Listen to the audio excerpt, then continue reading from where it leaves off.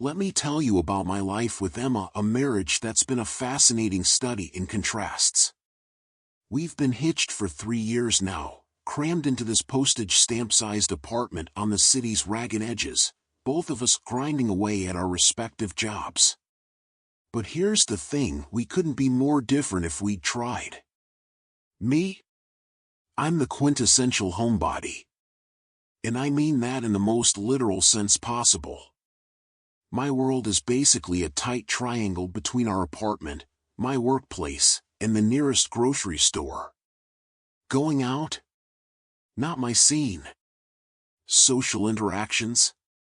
Hard pass. I'd much rather be curled up on our worn-out couch, maybe watching a documentary or tinkering with some random project, than be anywhere near a crowd. Emma, though? She's my polar opposite. Where I'm content with routine, she's a tornado of spontaneity. Always chasing the next big experience, hunting for thrills like some adventure-seeking missile. Her energy is both exhausting and weirdly fascinating to watch. When we first got married, I genuinely tried to keep up with her lifestyle. I'd accompany her to events, make an effort to socialize, thinking maybe I could reshape myself into someone more outgoing. But let's be brutally honest, you can't fundamentally rewire who you are.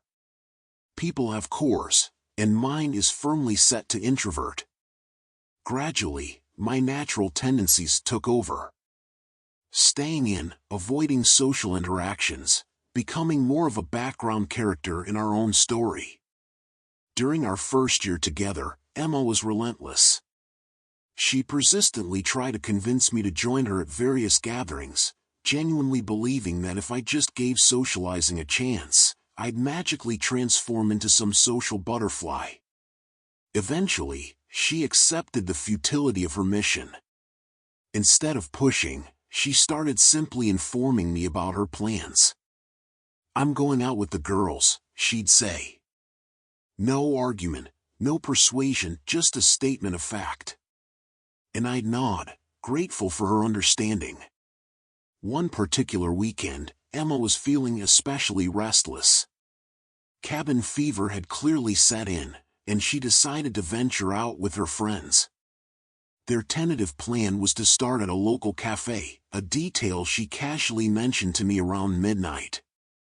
I remember thinking it was a pretty typical night out. Later that evening, I called her.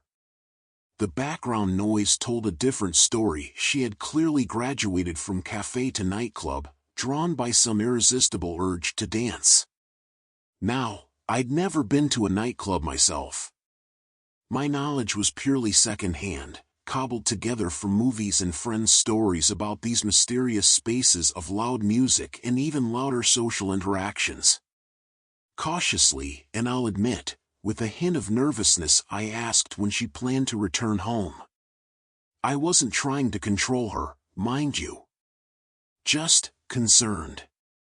Hinting subtly at what I thought was a reasonable hour for a responsible adult to be home. Emma, bless her spirit, was having absolutely none of my subtle suggestions. "I'll stay another hour," she declared, refusing my offer to pick her up. Her energy seemed limitless, a stark contrast to my rapidly depleting social reserves. Exhausted by the mental gymnastics of worrying, I unknowingly fell asleep on our living room couch.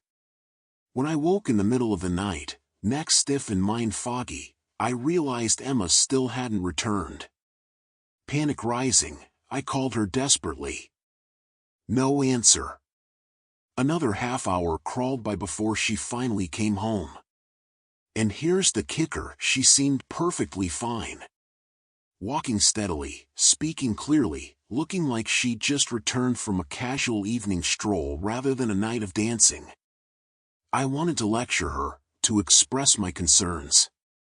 But she beat me to the punch, apologizing for losing track of time and suggesting we both get some sleep. Her disarming approach always threw me off balance.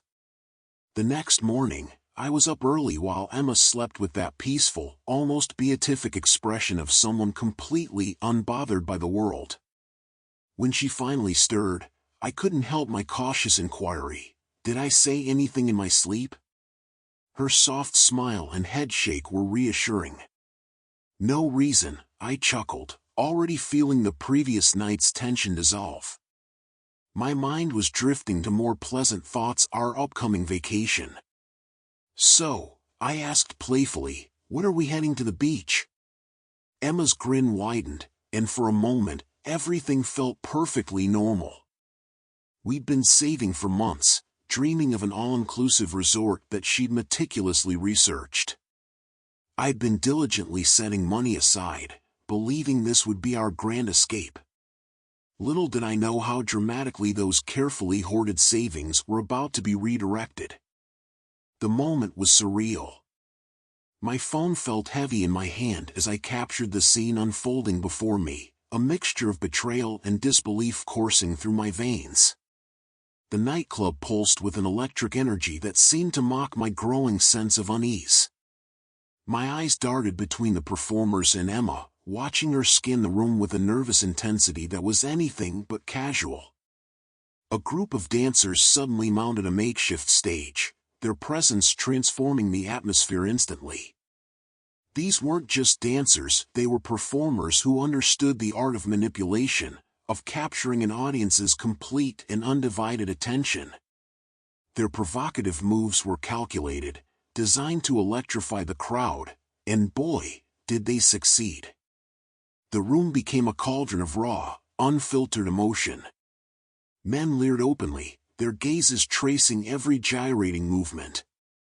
The women weren't much different, they were equally entranced, but their focus was laser-locked on the central performer.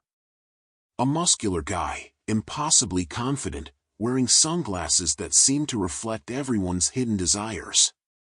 But I only cared about one reaction. Emma's. Her eyes were blazing with an intensity that struck me like a physical blow. When was the last time she'd looked at me like that? Years, probably. The hurt was immediate and visceral. Each second she stared at this stranger felt like a knife twisting in my chest. As the performance concluded, the dancers melting back into the shadowy backstage, Emma leaned in and whispered something to her friends. Their response was instantaneous, high-pitched shrieks of excitement that cut through the club's ambient noise. With a grin that spoke volumes, a mix of satisfaction and something darker, she stood and followed one of the performers into a service area. Her friends' cheers followed her, a chorus of encouragement that felt like a personal indictment. I'd been a ghost in the crowd, carefully avoiding the security guard's peripheral vision. My training in observing without being observed, a skill honed through years of preferring the background, was finally paying off. When Lillian, one of Emma's friends, headed toward the restroom, I knew this was my moment. "Stop, Lillian," I said, my voice a controlled weapon of precision. She froze, terror etched across her features. Without hesitation, I pulled out my phone, revealing a video that would change everything. Emma, doing push-ups with a stranger on the dance floor, a scene that spoke volumes about her recent behaviors. "Let's refresh your memory," I said, my tone as cool as Arctic winds. Lillian's resolve crumbled. She met this dancer before, she confessed, her voice a trembling whisper. "I thought she would tell you. I'm so sorry." The nightclub, once a symbol of excitement and possibility, now felt like a crime scene. I could have confronted the dancer, challenged him directly. But deep down, I understood, he wasn't the problem. Emma was the one choosing these encounters, seeking these experiences. Detachment became my shield. I left quickly, efficiently. My apartment became a staging ground for separation. I packed ruthlessly, throwing years of shared memories into cardboard boxes and my car. Every item felt like a weight of betrayal, and I was done carrying it. Our meticulously saved vacation fund? Suddenly, it became my ticket to a new life. A new apartment, closer to work, something Emma had always inexplicably opposed. Divorce proceedings began immediately, a clean surgical cut through our complicated history. Emma's attempts to reach me, to frame this as a misunderstanding, fell flat. When I forwarded the video to her brother Nathan, his response was swift and decisive. She was out, immediately and completely. With nowhere else to turn, she offered Lillian a place to stay. Her nocturnal lifestyle continued: clubs, late nights, an endless search for something more substantial than momentary connections. But maintaining that carefree existence was becoming increasingly complicated. Nightclubs might promise excitement, but they're hardly breeding grounds for meaningful relationships. Yet there she was, with Lillian by her side, still hunting for that elusive connection, someone willing to share more than just a fleeting, alcohol-fueled moment. Some people never learn. And some stories are better left unfinished.